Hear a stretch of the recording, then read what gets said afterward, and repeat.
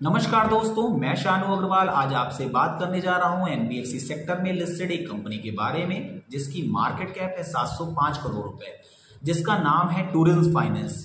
Tourism finance एक tourism finance के नाम से ही जैसे आपको लग रहा है कि ये फाइनेंस सेक्टर से संबंधित कंपनी है और टूरिज्म बेस से रिलेटेड फाइनेंस का इसका काम है। तो इसकी मार्केट कैप बहुत छोटी है, 705 करोड़ रुपए है, लेकिन इसकी जो रेवेन्यू है वो बहुत अच्छी है। 705 करोड़ रुपए की केवल कंपनी जिसकी मार्केट कैप है उसका रेवेन्यू लगभग 231 करोड़ रुपए, 254 करोड़ रुपए। बीते 2023 में इस कंपनी ने लगभग 231 करोड़ रुपए का रेवेन्यू कलेक्ट किया, जहां इसका नेट प्रॉफिट लगभग 88 करोड़ रुपए रहा, यानी कि 1/3 यानी कि 33% के आसपास का इसका नेट प्रॉफिट रहा, जो कि एक बहुत अच्छे साइन माने जाते हैं। और कंपनी के शेयर प्राइस ने लगभग 10 रुपए का ईपीएस भी अर्न करके दिया, यानी कि अगर आज की डेट में लगभग 78 रुपए का शेयर चल रहा है तो कंपनी का ईपीएस की मैं बात करूं तो 10 रुपए का ईपीएस है, यानी कि कंपनी का शेयर प्राइस लगभग 8 के पी पे वर्क कर रहा है। आने वाले कुछ समय में कंपनी अपने पिछले हाइज को टच करने का पूरी कुवत रखती है। कंपनी का पिछला रेजिस्टेंस जो था वो लगभग 125 रुपए और 160 रुपए है। कंपनी आने वाले कुछ समय में अपने पुराने हाइज को टच करने के लिए पूरी कोशिश करेगी। कंपनी का जो रेजिस्टेंस है वो लगभग 80 रुपए के आसपास का है। कंपनी 80 रुपए के ऊपर की क्लोजिंग जब देगी तो कंपनी अपने पुराने रेजिस्टेंस यानी कि पहला रेजिस्टेंस इसका 125 रुपए और दूसरा जो लाइफ टाइम हाई है वो 160 के आसपास जाने की क्षमता रखती है।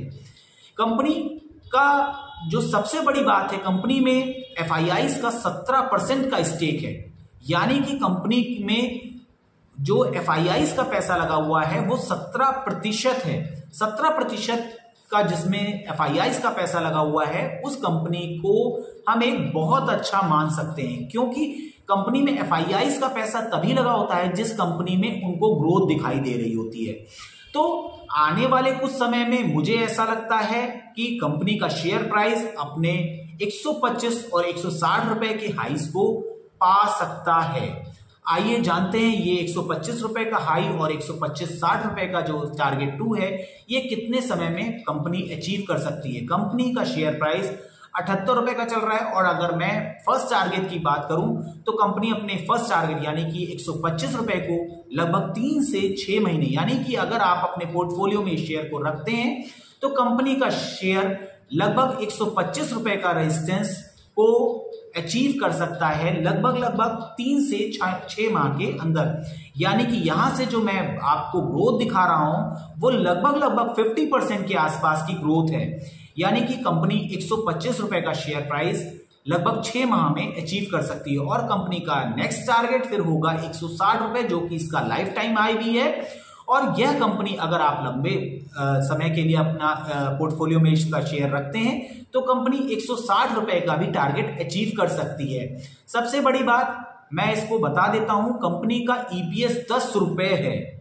10 रुपए का मतलब ये हुआ कंपनी का शेयर इस टाइम 78 रुपए पे चल रहा है और कंपनी लगभग 8 के मल्टीपल पे वर्क कर रही है।